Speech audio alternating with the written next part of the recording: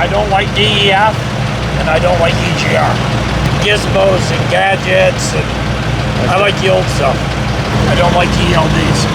The problem with the ELD, it's awful hard to defend yourself if something went wrong with the ELD, because they automatically assume that the driver did something wrong.